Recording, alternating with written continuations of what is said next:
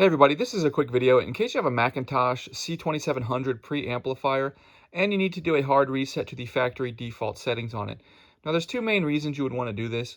The first one is troubleshooting. If you're having any issues with this amplifier not working, or it's not listening to the commands you're giving it, or it seems to be not responding or lagging or anything like that, or frozen, a hard reset can fix a lot of these issues.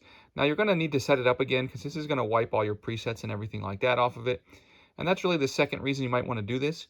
If you want to, if you're selling this or buying a used one, or if for whatever reason you want to get this back to the way it was when it came out of the box, we can go ahead and reset it to the way it was when it came out of the box as a new device. And it's pretty easy. We're going to do that with it turned on. We're going to enter the setup mode. And to do that, we're just going to come over and we're going to press the input dial. We're just going to press and hold it for a few seconds until the setup menu appears on the screen.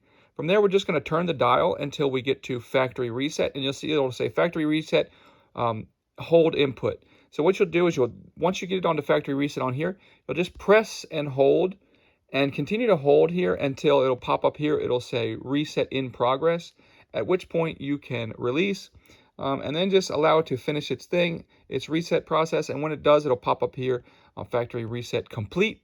And then you can go ahead and set it up as a brand new device.